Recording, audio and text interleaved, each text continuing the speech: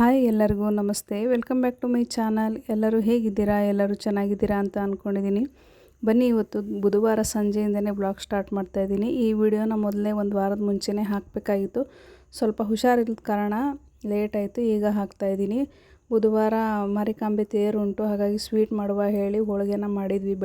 ಬೆಳಗ್ಗೆಯಿಂದನೇ ತಯಾರಿ ನಡೆದಿತ್ತು. ಮಧ್ಯಾಹ್ನ ಕಟ್ಟಿನ ಸಾರು ಮತ್ತು ಅನ್ನನ ಮಾಡಿದ್ದೆ, ಅದನ್ನೇ ಊಟ ಮಾಡಿದ್ವಿ. ಹಾಗೆ ಸಂಜೆ ಹೋಳಿಗೆ ಬದನೆಕಾಯಿ ಪಲ್ಯ ಮಾಡಿದ್ವಿ. ಹಾಗೆ ಅಮ್ಮ ಮತ್ತು ಅಣ್ಣ ಸೇರಿ ಒಗ್ಗರಣೆ ಮಂಡಕ್ಕಿನ ಮಾಡಿದರು. ಅದಕ್ಕೆ ಈ ಕಡೆ ಪಲ್ಯನ ಒಗ್ಗರಣೆ ಹಾಕ್ತಾಯಿದ್ರು. ಇದೆಲ್ಲ ಮುಗಿಸಿದಾದ ನಂತರ ಎಲ್ಲರೂ ಸೇರಿ ಊಟನ ಮಾಡಿ ಸ್ವಲ್ಪ ಮಾತಾಡ್ಕೊತ ಮಲಗುವಷ್ಟರಲ್ಲಿ 11:30 ಆಯಿತು. ಮಲಗಿದಾದ ನಂತರ ಮಾರನೇ ದಿನ ಬೆಳಗ್ಗೆ ಗುರುವಾರ 4 ಗಂಟೆಗೆ ಎದ್ವಿ. ನಾನು ಮತ್ತು ಮನೆಯವರು ಅಷ್ಟೇ ಎದ್ದಿದ್ದು, ಬಾಕಿಯವರೆಲ್ಲ ಮಲಗಿದ್ರು. ಸ್ವಲ್ಪ ಉಡಿ ತುಂಬಿಸ್ಕೊಂಡು ಬರಬೇಕಲ್ವ ಮಧ್ಯಾಹ್ನ ಪೂಜೆಗೆ. ಅಷ್ಟರಲ್ಲಿ ಕುರಿ ಎಲ್ಲ ತಂದಿರ್ತಾರೆ ಅಪ್ಪ, ಹಾಗಾಗಿ ಹೋತಮರಿಗಳನ್ನು ತಂದಿರ್ತಾರೆ. ಹಾಗಾಗಿ ನಾವು ಕೂಡ ಮಾರಿಕಾಂಬೆ ಜಾತ್ರೆನ ಮಾಡ್ತಾಯಿದ್ದೀವಿ. ಸಿರ್ಸಿಗೆ ಬಂದು 17-18 ವರ್ಷ ಆಯಿತು. ಫಸ್ಟಿಗೆ ನಾವು ಬೇಡ್ಕೊಂಡಿದ್ವಿ ಬಾಡಿಗೆ ಮನೆ ಇದ್ದವಾಗ. ಮನೆ ನಮ್ಮ ಸ್ವಂತ ಮನೆ ಅಂತ ಒಂದು ಆದರೆ ನಾವು ಕೂಡ ಜಾತ್ರೆ ಮಾಡ್ತೀವಿ ಮನೇನ ಕಟ್ಟಿ ಆದ ನಂತರ ಅಂತ ಹರಕೆನ ಮಾಡ್ಕೊಂಡಿದ್ವಿ. ಹಾಗಾಗಿ ಮನೆಯೂ ಕಟ್ಟಿ 1 ವರ್ಷ ಆಯ್ತಲ್ಲ, ಈ ವರ್ಷ ಜಾತ್ರೆ ಇದೆ, ಮಾರಿಕಾಂಬೆ ಜಾತ್ರೆನ ಮಾಡುವ ಹೇಳಿ ಎಲ್ಲ ತಯಾರಿನ ಮಾಡ್ಕೊಂಡಿದ್ದೀವಿ. ಹಾಗೆ ನೆಂಟರು ಕೂಡ ಬಂದಿದ್ದಾರೆ. ಗುರುವಾರ ಬೆಳಿಗ್ಗೆ ಬೇಗ 4 ಗಂಟೆಗೆ ಎದ್ದು ಕಸ ಹೊಡೆದು ನೆಲನ ಒರೆಸಿ ಈಗ ಪೂಜೆನ ಮಾಡ್ತಾಯಿದ್ದೀನಿ. ಸ್ವಲ್ಪ ಬಾಗಿಲಿಗೆಲ್ಲ ರಂಗೋಲಿ ಹಾಕಿ ಪೂಜೆನ ಮಾಡಿಕೊಂಡು ಬೇಗ ಹೋಗಿ ಉಡಿ ತುಂಬಿಸ್ಕೊಂಡು ಬಂದುಬಿಟ್ರೆ ಮಧ್ಯಾಹ್ನ ಅನ್ನೋಷ್ಟೊತ್ತಿಗೆ ಅಪ್ಪ ಮತ್ತು ಮಾಮಿ ಹಾಗೆ ಅತ್ತೆ ಎಲ್ಲ ಬರ್ತಾಯಿದ್ದಾರೆ. ಹೋತಮರಿ ವ್ಯಾನೆಲ್ಲ ಹಾಕ್ಕೊಂಡು ತೊಗೊಂಡು ಬರ್ತಾಯಿದ್ದಾರೆ. ಅವ್ರು ಬರೋ ಅಷ್ಟೊತ್ತಿಗೆ ನಾವು ಪೂಜೆ ಎಲ್ಲ ಮುಗಿಸ್ಕೊಂಡ್ಬಿಟ್ರೆ ಬೇಗ ಅಡುಗೆ ಕೆಲಸ ಮುಗಿದ್ಬಿಡುತ್ತೆ ಹೇಳಿ ಎಲ್ಲ ತಯಾರಿನ ಮಾಡ್ಕೊಳ್ತಾ ಇದ್ದೀವಿ. ಫ್ರೆಂಡ್ಸ್, ನೀವೇನಾದರೂ ನಮ್ಮ ಚಾನಲ್ನ ಸಬ್ಸ್ಕ್ರೈಬ್ ಮಾಡದೆ ಹಾಗೆ ನೋಡ್ತಾ ಇದ್ದರೆ ಮೊದಲು ಚಾನಲ್ನ ಪ್ಲೀಸ್ ಸಬ್ಸ್ಕ್ರೈಬ್ ಮಾಡಿ, ಲೈಕ್ ಮಾಡಿ, ಶೇರ್ ಮಾಡಿ, ಹಾಗೆ ಕಮೆಂಟ್ ಕೂಡ ಮಾಡಿ. ಹಾಗೆ ಈಗ ಬಾಗಿಲಿಗೆ ರಂಗೋಲಿನ ಹಾಕ್ತಾಯಿದ್ದೀನಿ.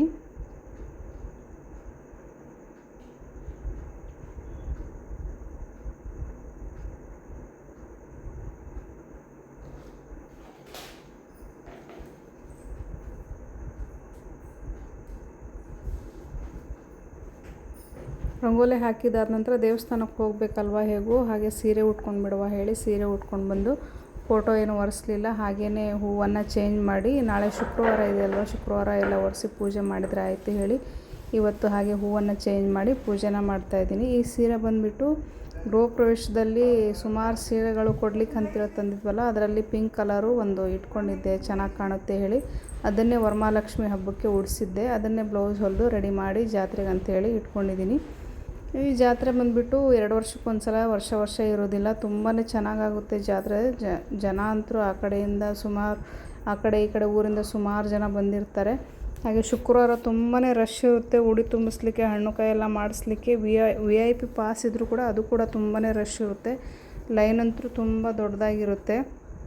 ಹಾಗೆ VIP ಪಾಸಲ್ಲೂ ತೊಗೊಂಡ್ರು ಕೂಡ ಅದು ಲೈನ್ ತುಂಬಾ ದೊಡ್ಡದಿರುತ್ತೆ. ಹಾಗೆ ಕಾದು ಸ್ವಲ್ಪ ಲೈನಲ್ಲಿ ನಿಂತ್ಕೊಂಡು ಹಣ್ಣು ಕಾಯಿ ಮಾಡಿಸಿದ್ರೆ ಅದು ಏನೋ ಒಂಥರ ಸಮಾಧಾನ ಇರುತ್ತೆ, ಚೆನ್ನಾಗೂ ಅನಿಸುತ್ತೆ.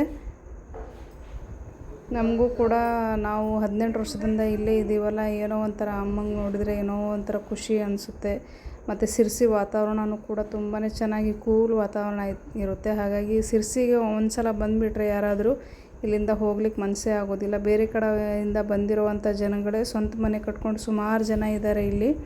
ಹಾಗೆ ಯಲ್ಲಾಪುರ ಹೋಗೋರು ಕೂಡ, ಹಾಗೆ ಸಿದ್ದಾಪುರ ಹೋಗೋರು ಕೂಡ ತುಂಬಾ ಜನ ಇಲ್ಲೇ ಬಾಡಿಗೆ ಮನೆಯೇ ಮಾಡಿಕೊಂಡು ಸಿರ್ಸಿಯಿಂದನೇ ಅಪ್ ಆ್ಯಂಡ್ ಡೌನ್ ಮಾಡ್ತಾರೆ ಹೊರತು ಬೇರೆ ಕಡೆ ಹೋಗೋದಿಲ್ಲ. ಅಷ್ಟು ಚೆನ್ನಾಗಿ ವಾತಾವರಣ ಇದೆ. ನಾವು ಕೂಡ ಬಂದು ಇಲ್ಲೇ ಸೆಟ್ಲ್ ಆಗಿಬಿಟ್ಟಿದ್ದೀವಿ. 1 ವರ್ಷ ಆಯಿತು ಮನೆ ಕಟ್ಟಿ, ಗೃಹ ಪ್ರವೇಶ ಕೂಡ ಆಯಿತು. ಅಮ್ಮನವ್ರ ದಯೆಯಿಂದ ಚೆನ್ನಾಗೇ ಇದ್ದೀವಿ. ಹಾಗೆ ಮನೆ ಕಟ್ಟಬೇಕಾದ್ರೂ ಒಂದು ಕಷ್ಟ ಏನೇ ಆಗಲಿ, ದುಡ್ಡಿನ ಸಮಸ್ಯೆ ಆಗಲಿ, ಎಂಥದೇ ಸಮಸ್ಯೆ ಆಗಲಿಲ್ಲ. ತುಂಬಾ ಚೆನ್ನಾಗಿ ಎಲ್ಲ ಕೆಲಸ ಆಯಿತು. ಹಾಗಾಗಿ ಜಾತ್ರೆ ಮಾಡುವ ಹೇಳಿ ಜಾತ್ರೆನ ಮಾಡ್ತಾಯಿದ್ದೀವಿ.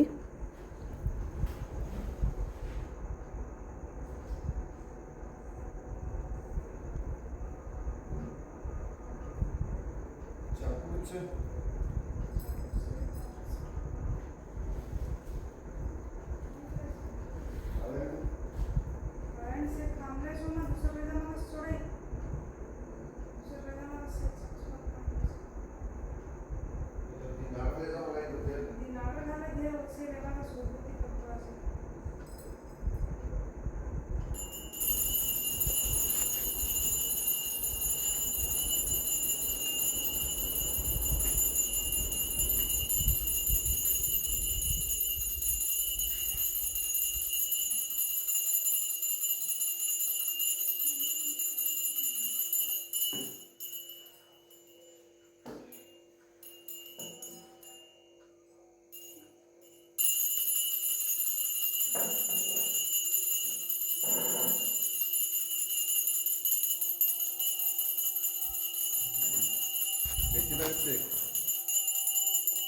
ಪೂಜೆ ಎಲ್ಲ ಆದ ನಂತರ ನಾವು ದೇವಸ್ಥಾನಕ್ಕೆ ಹೋಗಲಿಕ್ಕೆ ರೆಡಿ ಆಗ್ತಾಯಿದ್ದೀವಿ. ಮನೆಯವರು ಕೂಡ ಗಾಡಿನ ಹೊರಗಡೆ ತೆಗಿತಾಯಿದ್ರು. ನಾವು 4 ಗಂಟೆಗೆ ಎದ್ದು 5:05 ಆಗಿತ್ತು ನಾವು ಗದ್ದುಗೆಗೆ ಹೋಗಬೇಕಾದ್ರೆ. ಬೈಕಲ್ಲೇ ಹೋಗ್ತಾಯಿದ್ದೀವಿ. ತುಂಬಾ ಚಳಿ ಇತ್ತು. ಹಾಗೆ ಸ್ನಾನ ಮಾಡ್ಕೊಂಡ್ಬಿಟ್ರೆ ಅಷ್ಟು ಚಳಿ ಅನಿಸೋದಿಲ್ಲ. ಅದರಲ್ಲೂ ತಲೆ ಸ್ನಾನ ಮಾಡಿದ್ವಿ.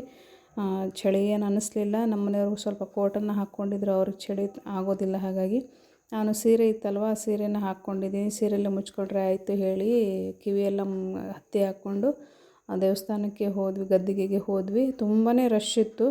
ಆ ರಶಲ್ಲಿ ಹೆಂಗಪ್ಪ ಹೋಗೋದು ಹೇಳಿ ಚಿಂತೆ ಆಗ್ತಾಯಿತ್ತು. ಅಷ್ಟರಲ್ಲಿ ಪರಿಚಯ ಇರೋರೊಬ್ಬರು ಸಿಕ್ಕರು, ಅವರು ಮಧ್ಯದಲ್ಲಿ ಸೇರಿಸ್ಕೊಂಡ್ರು. ಹಾಗೆ ಹೋದ್ವಿ ನಾವು. ಬೇರೆಯವರೆಲ್ಲ ಈಗ ಹೋಗಬೇಡಿ, ತುಂಬಾ ರಶ್ ಇದೆ ಅಂತ ಹೇಳ್ತಾಯಿದ್ರು. ಆದರೂ ಕೂಡ ಪರಿಚಯ ಇದ್ರಲ್ಲ, ಹಾಗಾಗಿ ಹೋದ್ವಿ. ಅಮ್ಮನ ದರ್ಶನ ತುಂಬಾ ಚೆನ್ನಾಗಾಯಿತು. ತುಂಬಾ ಚೆನ್ನಾಗಿ ಕಾಣ್ತಾಯಿದ್ರು ಅಮ್ಮ. 2 ಕಣ್ಣು ಸಾಲೋದಿಲ್ಲ, ಅಷ್ಟು ಚೆನ್ನಾಗಿ ನೋಡಲಿಕ್ಕೆ 2 ಕಣ್ಣು ಸಾಲೋದಿಲ್ಲ, ಅಷ್ಟು ಚೆನ್ನಾಗಿ ಕಾಣ್ತಾಯಿದ್ರು. ಫ್ರೆಂಡ್ಸ್, ನೀವು ಕೂಡ ದರ್ಶನ ಮಾಡ್ಕೊಳ್ಳಿ. ನಿಮಗೂ ಕೂಡ ಅಮ್ಮನವ್ರ ಕಡೆಯಿಂದ ಒಳ್ಳೆಯದಾಗಲಿ, ಎಲ್ಲರಿಗೂ ಒಳ್ಳೆಯದಾಗಲಿ ಅಂತ ನಾನು ಬೇಡ್ಕೊತೀನಿ. ನೋಡಿ ಎಷ್ಟು ರಶ್ ಇದೆ ಅಂತ. ಗುರುವಾರ ಆದ್ರೂ ಕೂಡ ತುಂಬಾ ರಶ್ ಇತ್ತು. ನಾಳೆ ಅಂತೂ ಶುಕ್ರವಾರ ಮತ್ತು ತುಂಬಾ ರಶ್ ಇರುತ್ತೆ. ಬೆಳಿಗ್ಗೆ 4 ಗಂಟೆ ಇಲ್ಲ 1 ಗಂಟೆಯಿಂದನೇ ಲೈನ್ ಹಚ್ಚಿರ್ತಾರೆ, ಅಷ್ಟು ರಶ್ ಇರುತ್ತೆ ನಾಳೆ. ವಾರದ ದಿನ ತುಂಬಾ ರಶ್ ಇರುತ್ತೆ. ಹಾಗೆ ಆ ಕಡೆ ಈ ಕಡೆಯಿಂದ ಬರೋ ಜನನೇ ತುಂಬ ಇರ್ತಾರೆ. ಹಾಗೆ ಅದೆಲ್ಲ ದರ್ಶನ ಮುಗಿದಾದ ನಂತರ ಸ್ವಲ್ಪ ಅರಿಶಿನ ಕುಂಕುಮನ ಕಟ್ಸ್ಕೊಂಡು ಮನೆಗೆ ವಾಪಸ್ ಆದ್ವಿ. ಆಗೋ ಟೈಮಲ್ಲಿ ದೇವಸ್ಥಾನದಲ್ಲಿ ಸುಮಾರು ಜನ ಇದ್ದರು. ದೇವಸ್ಥಾನದಲ್ಲಿ ರೂಮ್ ಇರುತ್ತಲ್ವ, ಅಲ್ಲೆಲ್ಲ ವಸತಿಯಾಗಿರ್ತಾರೆ ಜನ. ಅಲ್ಲಿಂದನೇ ಜಾತ್ರೆಗೆಲ್ಲ ಬಂದಿರ್ತಾರೆ. ಹಾಗೆ ಮುಗಿಸ್ಕೊಂಡು ವಾಪಸ್ ಬಂದ್ವಿ. ಮನೆಗೆ ಬಂದಾಕ್ಷಣ ಅತ್ತಿಗೆ ರಂಗೋಲಿನ ಹಾಕಿದರು. ನಾನು ರಂಗೋಲಿ ಹಾಕಿರಲಿಲ್ಲ. ಹಾಗೆ ಹೋಗಿದ್ದೆ, ಸ್ವಲ್ಪ ನೀರನ್ನು ಹಾಕಿ ಎಲ್ಲ ತೊಳೆದು ಹೋಗಿದ್ದೆ. ಅವರು ಇನ್ನೊಂದು ಸಲ ತೊಳೆದು ರಂಗೋಲಿನ ಹಾಕಿದ್ರು. ತುಳಸಿ ಕಟ್ಟೆ ಹತ್ರನೂ ಕೂಡ ರಂಗೋಲಿನ ಹಾಕಿದ್ರು. ಇದೆಲ್ಲ ಆದ ನಂತರ ನಾವು 7:30 ಅಷ್ಟೊತ್ತಿಗೆ ಬಂದ್ವಿ. ಬಂದಾದ ನಂತರ ಸ್ವಲ್ಪ ಆ ಕಡೆ ಎಲ್ಲ ಕೆಲಸ, ಹಿಂದ್ಗಡೆ ಕೆಲಸ ಇತ್ತು ಸುಮಾರು, ಅದೆಲ್ಲ ಮುಗಿಸಿ ಬೆಳಗಿನ ತಿಂಡಿಗೆ ಉಪ್ಪಿಟ್ಟನ್ನು ಮಾಡ್ತಾಯಿದ್ವಿ. ಬೇಗನೂ ಆಗಿಬಿಡುತ್ತೆ. ಅಣ್ಣ ಒಗ್ಗರಣೆ ಹಾಕ್ತಾಯಿದ್ರು.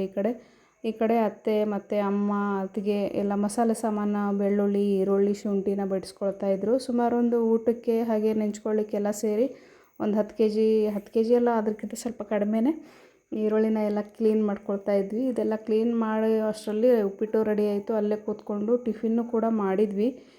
ಟಿಫಿನ್ ಆದ ನಂತರ ಸುಮಾರು ಕೆಲಸ ಇದೆ ಇನ್ನು ಅಂಥೇಳಿ ಎಲ್ಲ ಈರುಳ್ಳಿ ಎಲ್ಲ ಹೆರ್ಚೋದೆಲ್ಲ ಮಾಡ್ತಾಯಿದ್ವಿ. ಅಣ್ಣ ಈರುಳ್ಳಿ ತುಂಬ ಈಸಿಯಾಗಿ ಹೆರಿಸ್ತಾರೆ. ಯಾಕಂದರೆ ಅವರು ಮಂಡಕ್ಕಿ ಹೋಟೆಲನ್ನು ಇಟ್ಕೊಂಡಿದ್ದಾರೆ, ಅಲ್ಲಿ ಹೆರ್ಚಿ ರೂಢಿಯಾಗಿಬಿಟ್ಟಿದೆ ಅವರಿಗೆ. ಹಾಗಾಗಿ ತುಂಬಾ ಚೆನ್ನಾಗಿ ನೀಟಾಗಿ ಹೆರಿಸ್ತಾನೆ. ಅಷ್ಟೊತ್ತಿಗೆ ಅಪ್ಪ ಮತ್ತು ಮಾಮ ಮಾಮಿ ನೆಂಟರೆಲ್ಲ ಬಂದರು. ಸ್ವಲ್ಪ ಹೋತಮರಿಗಳು ನೋಡಿ ಎಷ್ಟು ಚೆನ್ನಾಗಿದೆ ಹೋತಮರಿಗಳು, ಇದನ್ನು ಕೂಡ ತೊಗೊಂಡು ಬಂದಿದ್ದರು. ಇದೆಲ್ಲ ಪೂಜೆ ಮುಗಿದು ಕಡ್ದಾದ ನಂತರ ಮಟನ್ ಪೀಸ್ ನೋಡಿ ಎಷ್ಟು ಚೆನ್ನಾಗಿದೆ, ಇದೆಲ್ಲ ಕಟ್ ಮಾಡಿ ಕೊಟ್ಟರು. ಕಟ್ ಮಾಡಿ ಆದ ನಂತರ ಸಾಂಬಾರು ಒಗ್ಗರಣೆನ ಹಾಕಿ ಈಗ ಮಸಾಲೆನ ಹಾಕ್ತಾಯಿದ್ದಾರೆ ಅಣ್ಣನೇ. ಸುಮಾರು ಮಸಾಲೆ, ಒಂದು ಕೊಳಗ ಮಸಾಲೆ ಆಗಿತ್ತು ನೋಡಿ. ಎಷ್ಟು ಮಸಾಲೆ ಇದೆ ಹೇಳಿ. ಸುಮಾರು ಒಂದು 100-150 ಜನಕ್ಕೆ ಊಟಕ್ಕೆ ರಾತ್ರಿಗೆ. ಬೇಗ ಅಡುಗೆ ಆಗಿಬಿಟ್ರೆ, ಬೇಗ ಊಟಕ್ಕೆ ಸ್ಟಾರ್ಟ್ ಮಾಡಿದರೆ ಬೇಗನೆ ಮುಗಿದ್ಬಿಡುತ್ತೆ ಹೇಳಿ ಅಡುಗೆನ ಬೇಗ ರೆಡಿ ಮಾಡ್ಕೊಂಡ್ವಿ. ಒಂದು 400 ಆಗುವಷ್ಟು ಖಡಕ್ ರೊಟ್ಟಿನ ತರಿಸಿದ್ವಿ. ಅನ್ನ ಸಾಂಬಾರು ಮತ್ತು ಬೋಟಿ ಕಲೇಜನ ಹಾಕಿ ಪಲ್ಯನ ಮಾಡಿದ್ವಿ.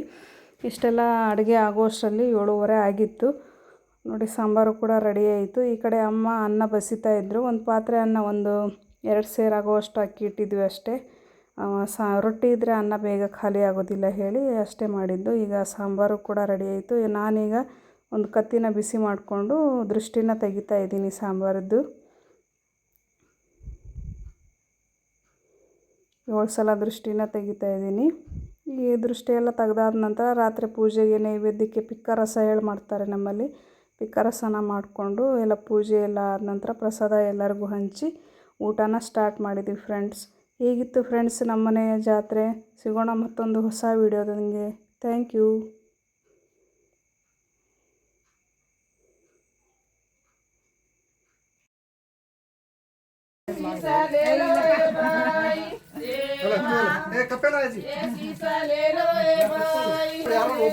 ಹೋಗಿ